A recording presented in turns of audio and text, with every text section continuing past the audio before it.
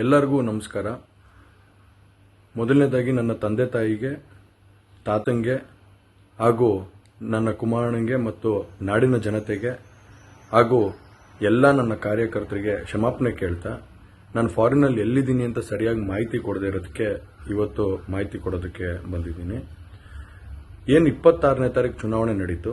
26ನೇ ತಾರೀಕು ಚುನಾವಣೆ ನಡೆದಂಥ ಸಂದರ್ಭದಲ್ಲಿ ಅವತ್ತು ನನ್ನ ಮೇಲೆ ಯಾವುದೇ ರೀತಿ ಒಂದು ಪ್ರಕರಣ ಆಗಲಿ, ಯಾವುದೇ ಒಂದು ಕೇಸ್ ಆಗಲಿ ಏನೂ ಇರಲಿಲ್ಲ. SITನೂ ಕೂಡ ರಚನೆ ಆಗಿರಲಿಲ್ಲ. ಈ 26ನೇ ತಾರೀಕು ನಾನು ಫಾರಿನ್ಗೆ ಹೋಗೋದು ಕೂಡ ಇದು ಮುಂಚೆನೇ ಪ್ರೀ ಪ್ಲಾನ್ ಆಗಿತ್ತು. ಹಾಗಾಗಿ ನಾನು ಫಾರಿನ್ಗೆ ಹೊರಟಾದ ಮೇಲೆ 3-4 ದಿನದ ನಂತರ ನಾನು ಯೂಟ್ಯೂಬ್ ನೋಡುವಂಥ ಸಂದರ್ಭದಲ್ಲಿ, ನ್ಯೂಸ್ ಚಾನೆಲ್ ನೋಡುವಂಥ ಸಂದರ್ಭದಲ್ಲಿ ನನಗೆ ಈ ಮಾಹಿತಿ ದೊರಕುವಂಥ ಕೆಲಸ ಆಯಿತು. ಮಾಹಿತಿ ದೊರಕಿದ ಮೇಲೆ ನಂತರ SITನೂ ಕೂಡ ಏನು ಒಂದು ನೋಟಿಸ್ ಕೊಡುವಂಥ ಕೆಲಸ ಮಾಡಿತು.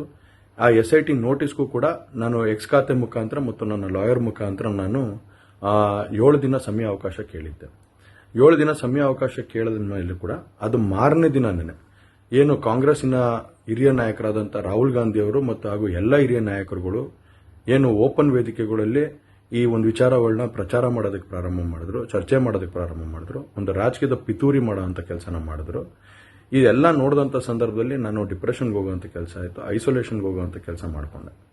ಹಾಗಾಗಿ ನಾನು ಮೊದಲನೇದಾಗಿ ನಿಮ್ಮೆಲ್ಲರನ್ನೂ ಕ್ಷಮಾಪಣೆ ಕೇಳಿದೆ, ದಯವಿಟ್ಟು ಕ್ಷಮಿಸಿ ಅಂತ ಕೇಳಿದೆ ನಾನು.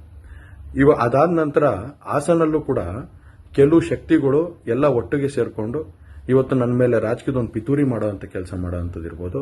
ರಾಜಕೀಯವಾಗಿ ನಾನು ಏನು ಬೆಳೀತಾ ಇದ್ದೀನಿ, ನನ್ನ ಕುಗ್ಗಿಸ್ಬೇಕು ಅನ್ನೋ ಒಂದು ರೀತಿಯಲ್ಲಿ ಇವತ್ತು ಏನೇನೋ ಒಂದು ಪ್ರಕರಣಗಳಲ್ಲಿ ಅವರು ಎಲ್ಲರೂ ಕೂಡ ಒಂದು ಭಾಗಿಯಾಗುವಂಥ ಕೆಲಸಗಳನ್ನ ಮಾಡಿಕೊಂಡ್ರು.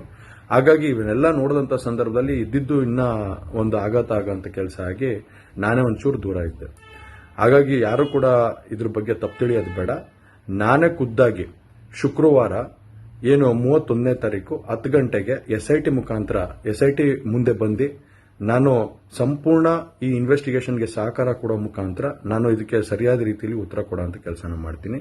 ಹಾಗೆ ನ್ಯಾಯಾಲಯದ ಮೇಲೆ ನನಗೆ ನಂಬಿಕೆ ಇದೆ.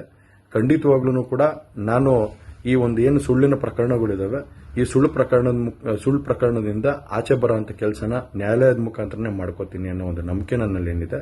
ಹಾಗೂ ದೇವರ ಆಶೀರ್ವಾದ ಮತ್ತು ಜನರ ಆಶೀರ್ವಾದ, ನನ್ನ ಕುಟುಂಬದ ಆಶೀರ್ವಾದ ನನ್ನ ಮೇಲೆ ಇರಲಿ. ಖಂಡಿತವಾಗ್ಲೂ ನಾನು ಈ 31ನೇ ತಾರೀಕು ಶುಕ್ರವಾರ ನಾನು SIT ಮುಂದೆ ಬರ್ತೀನಿ. ಬಂದ ನಂತರ ನಾನು ಇದಕ್ಕೆಲ್ಲದಕ್ಕೂ ಕೂಡ ಇದಕ್ಕೆ ತಡೆ ಎಳೆಯುವಂಥ ಕೆಲಸನ ಮಾಡ್ತೀನಿ. ನನ್ನ ಮೇಲೆ ನಂಬಿಕೆ ಇರಲಿ ಅಂತ ಹೇಳಿ ನಿಮ್ನೆಲ್ಲರನ್ನೂ ಕೋರ್ತಾ ನಾನು ಧನ್ಯವಾದ ಹೇಳಕ್ಕೆ ಇಷ್ಟಪಡ್ತೀನಿ. ಧನ್ಯವಾದ.